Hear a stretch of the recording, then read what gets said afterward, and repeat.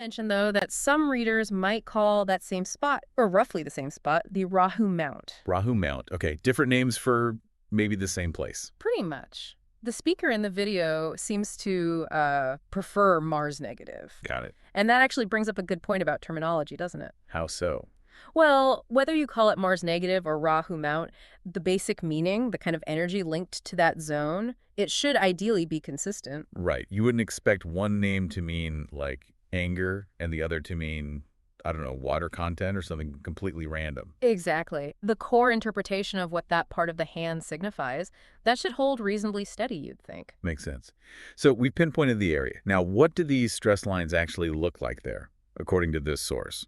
And what's the story? Okay, so the description is they're lines that intersect or cross over the lifeline. Crossing the lifeline, okay. And specifically within that Mars negative area, it's the horizontal lines that are highlighted. Horizontal.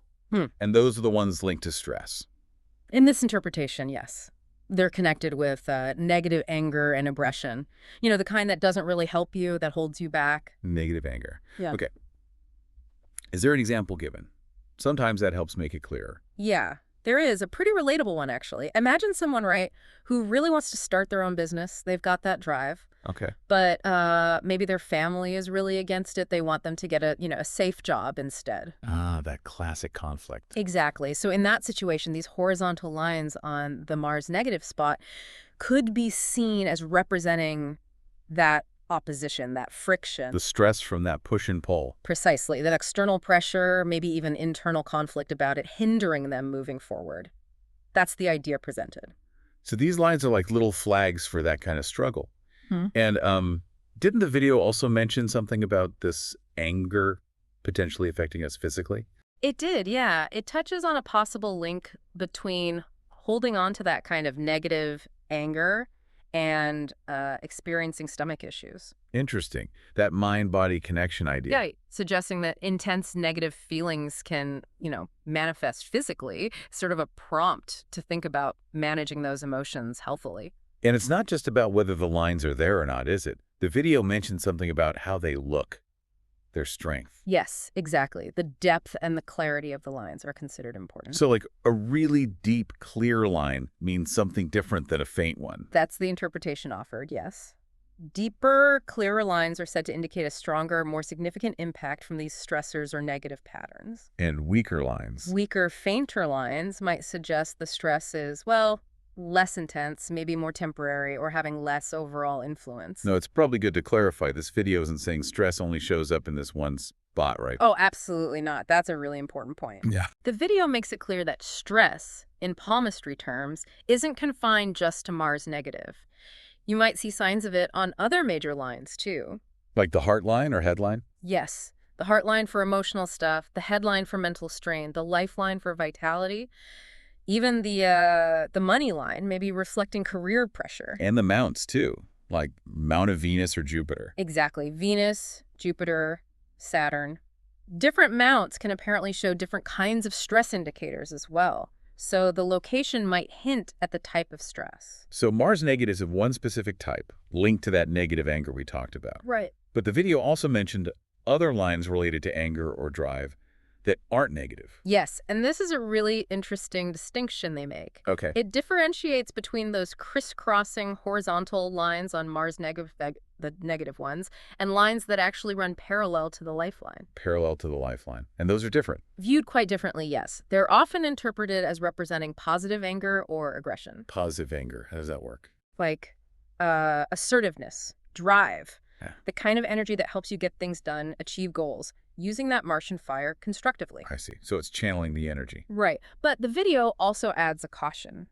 If that Mars negative area has too many of those negative crisscrossing lines, Yeah. it can apparently dilute or interfere with the positive potential of that Mars energy, like static messing up a radio signal. Huh. So it's about balance then, keeping the negative interference down.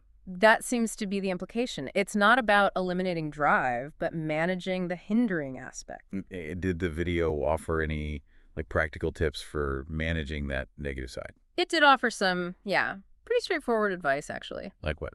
Things like eating well, getting enough sleep, basic self-care stuff. Makes sense. And one specific tip was If you feel yourself getting angry over something small, something trivial, try drinking a glass of water. Drink water. Interesting.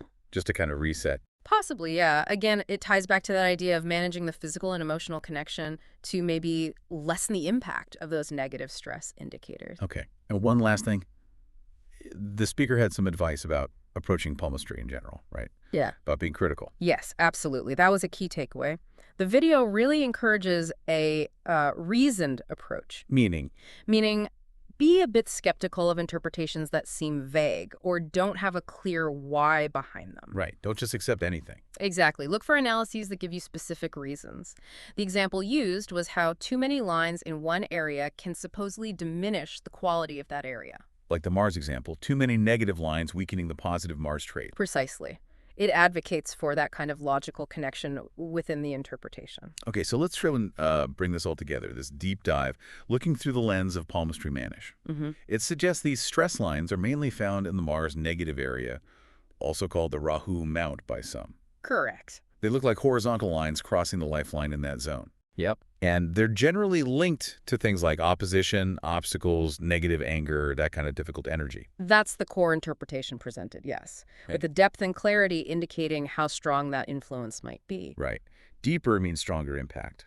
potentially. Yes. And crucially, this isn't the only place stress shows up. It can be reflected all over the hand on different lines and mounts. Absolutely. It's a broader concept, just focused on one specific manifestation here. So, thinking about all this, it kind of leaves you wondering, doesn't it? How so? Well, if this perspective suggests stress can leave these marks, related to specific challenges like opposition or negative anger, it prompts a question for you, the listener. Mm. Considering this information, what other ways, maybe within palmistry, maybe completely outside of it, might offer you insights? Insights into, navigating those challenges or maybe channeling your own energy more effectively. That's a great point. It's less about fortune telling and maybe more about using these ideas as prompts for self-reflection, tools for understanding maybe your own patterns or tendencies a little better. Yeah, food for thought, definitely. Yeah. Gives you something to consider as you look at your own hands, Yeah. perhaps.